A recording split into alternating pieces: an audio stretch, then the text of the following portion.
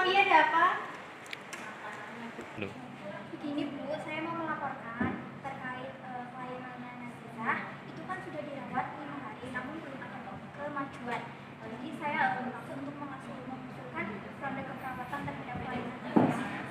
Oh begitu, yang pasien dari Brebes ya? Yang kena sakit tifoid? Iya betul Bu. Nah itu tuh si pasien kan udah 5 hari dirawat, tapi kan tidak ada kemajuan. Jadi bagaimana, apakah Ibu setuju dengan usul saya? Oh iya, saya setuju. Untuk pelaksanaannya bagaimana dan kapan akan dilaksanakan ya? Iya Bu, saya sudah menyiapkan tim untuk melakukan ronde perawatan. Nah insya Allah ini akan dilaksanakan mulai besok. Oh baik, silahkan dilaksanakan ya Mbak. Saya permisi dulu ya. Waalaikumsalam. Bu, ini keadaannya gimana? Sedikit demam, Sus. Oh iya, mudah-mudahan demamnya lekas turun ya. Amin. Iya. Jadi gini Pak, Bu, saya akan melakukan ronde keperawatan kepada Ibu selaku pasien gitu. Nah dari pihak keluarga sendiri, Bapak dan Ibu apakah bersedia untuk dilakukan ronde keperawatan? Ronde perawatan itu apa ya? Iya. Apa sus?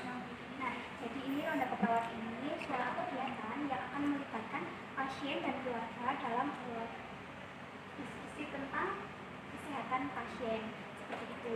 Nah, diharapkan setelah dilakukan ronde keperawatan ini, masalah yang dialami pasien ini bisa berkurang bahkan teratasi seperti itu.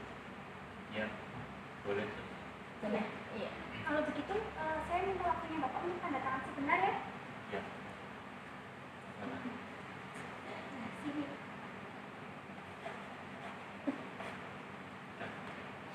Saya permisi dulu ya. Iya, Masih sus. Oh iya. Sister Rizka, Sister Antias. Nah, langsung aja ya. Jadi sesuai yang telah kita rencanakan, bahwa hari ini kita akan mulai tindakan ronde keperawatan terhadap pasien dengan Nazila yang terkena tifoid sudah 5 hari. Nah, hari ini kita mulai dari ronde keperawatan yang ronde keperawatan ya. Oh, sisa yang masuk ke masa tifoid ya? Iya, betul. Nah, jadi itu dengan Nazila kan sudah 5 hari dirawat di rumah sakit. Cuma belum ada tanda-tanda yang menunjukkan tingkat kemajuan ke arah yang lebih baik. Jadi apa yang harus kita lakukan ya Bu? Nah, maka dari itu, kalian tolong lakukan pengkajian ulang terhadap Nana Naziza untuk mengetahui sebenarnya masalah apa yang terjadi pada Nana Naziza. Jadi itu akan kami segera lakukan. Assalamualaikum Ibu, Pak. Iya. Waalaikumsalam. Apa benar dengan Ibu Ziza? Iya, benar. Perkenalkan, kami perawat Antias yang akan memeriksa Ibu. Iya. Ya. Silakan sus. Kita mulai sekarang Ibu. Iya. Siap Bu. Iya.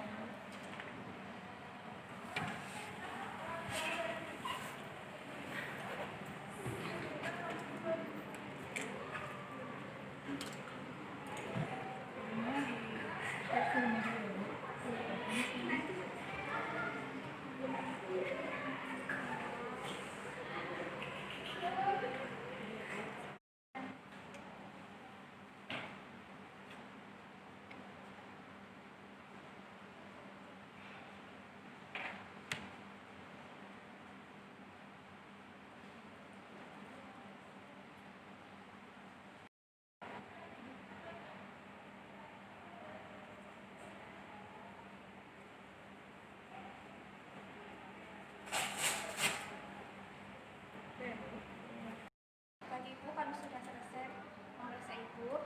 Kalau Ibu sedang, tekanan darah Ibu 90/60, nadi Ibu 80 kali per menit, frekuensi pernapasan Ibu 22 kali per menit, suhu Ibu 38,5 derajat Celcius. Ibu, saya sudah selesai Ibu, izin pamit, selamat istirahat. Iya. Masih sus. Masih. Bu, kami sudah memeriksa pasien yang bernama Bu Naziza dan ini hasilnya. Baik, untuk selanjutnya mari kita ke ruang pasien untuk melakukan validasi. Mari Mari Bu. Bu. Assalamualaikum Pak, Bu. Ya. Apakah benar tadi udah diperiksa sama Nurse Antias sama Nurse Rizka? Iya, Ya. sih. Baik,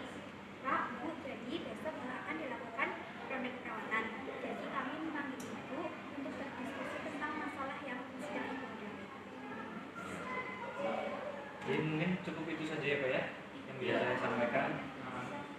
Terima kasih. Ya, sama-sama Pak. Assalamualaikum, selamat pagi semua. Waalaikumsalam. Pagi Bu.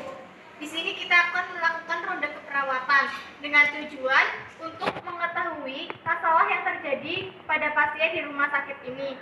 Ronde keperawatan yang akan dibahas oleh Nurse Esa selaku kepala tim. Kepada Nurse Esa dipersilakan. Baik, Assalamualaikum warahmatullahi wabarakatuh. Wabarakatuh. Terima kasih kepada Ibu Runi Pramesti Putri selaku kepala ruangan. Baik, selanjutnya pasien ronde keperawatan kali ini adalah Nyonya Nazizah yang telah mengalami demam tifoid selama 5 hari. Untuk selanjutnya sudah dilakukan pengajian oleh Nurse Antias dan Nurse Rizka dan didapatkan masalah bahwa Nyonya Nazizah ini mengalami hipertermi, nutrisi kurang dari kebutuhan tubuh, dan intoleransi aktivitas. Seperti itu ya. Nah, baik, selanjutnya untuk intervensi yang akan dilakukan pada Nyonya Nazizah. Baik, untuk selanjutnya terkait intervensi yang akan dilakukan kepada Nyonya Nazizah akan dijelaskan oleh Nurse Andias dan Nurse Rizka. Dipersilakan. Terima kasih. Intervensi yang akan kami lakukan untuk mengatasi hipertermia yaitu yang pertama kita akan melakukan observasi tanda-tanda vital, yang kedua kita akan berikan kompres hangat, yang ketiga kita akan memberikan minum sekitar 1.500 sampai 2.000 cc atau sekitar 2,5 liter setiap 24 jam. Kemudian yang ketiga kita akan mengajurkan pasien untuk memakai pakaian yang tipis untuk menyerap agar dapat menyerap keringat. Kemudian kita akan kolaborasi dengan dokter untuk pemberian antibiotik dan antiviretik.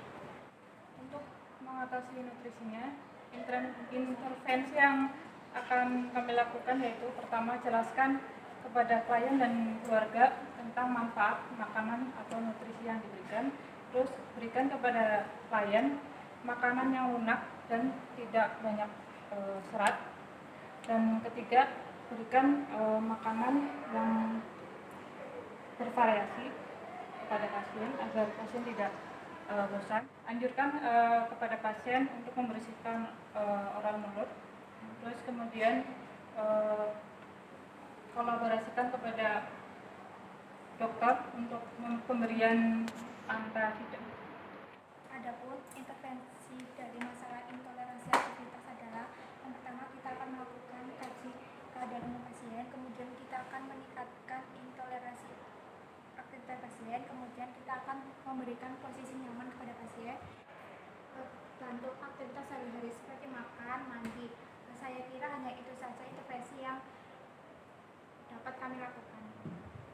Jadi itulah tindakan yang akan dilakukan kepada pasien Nyonya Nazizah. Untuk selanjutnya dipersilakan kepada Nurse Kristia Rahmawati sebagai perawat konsuler untuk menjelaskan penyakit kepada keluarga pasien. Ya, terima kasih kepada Nurse Esa selaku ketua tim. Baik, terima kasih. Jadi, demam tifoid itu penyakit infeksi bakteri yang menyerang sistem pencernaan, di mana kumannya masuk ke tubuh melalui makanan yang telah terkontaminasi oleh kuman tifoid. Biasanya, orang yang mengalami akan terjadi peningkatan suhu tubuh atau orang yang mengalami demam tifoid ini mengalami gangguan sistem pencernaannya seperti mual dan muntah, hilang nafsu makan, dan sebagainya. Untuk memastikan apakah seseorang tifoid itu atau tidak dapat dilakukan dengan pemeriksaan darah. Makanya ketika pertama kali Ibu Nazizah ke rumah sakit, diambil sampel darahnya oleh petugas untuk diperiksa. Tapi itu tifoid bisa sembuh nggak? Iya, tentu saja bisa sembuh. Yang penting Bapak dan pasien mau berobat dan berusaha untuk sembuh. Selain dirawat di rumah sakit yang diberikan obat oleh dokter, pasien juga harus menjaga pola makannya. Tidak diperbolehkan makan sembarangan yang bisa merangsang kerja usus. Tidak boleh makan yang keras, kecut, asam, pedas, dan harus makanan yang lunak agar mudah dicerna. Pasien juga harus banyak istirahat, tidak boleh banyak bergerak. Lalu, biarpun nanti ketika sudah keluar dari rumah sakit, pasien harus tetap menjaga kesehatannya. Tidak boleh makan sembarangan dan tidak banyak bergerak. Dan juga tidak terlalu lelah. Mengerti? Ya, mengerti. Baik, tadi penjelasan dari intervensi roda keperawatan. Apakah ada yang ingin ditanyakan terkait keadaan pasien Nyonya Nazizah? Tidak, Bu. Tidak, Bu. Kepada keluarga pasien, apakah ada yang ingin ditanyakan? Cukup. Cukup jelas semuanya ya. Jadi kita akhiri roda keperawatan kita kali ini. Kurang lebihnya mohon maaf. Wabillahi taufiq wal hidayah. Wassalamualaikum warahmatullahi wabarakatuh. Waalaikumsalam warahmatullahi wabarakatuh.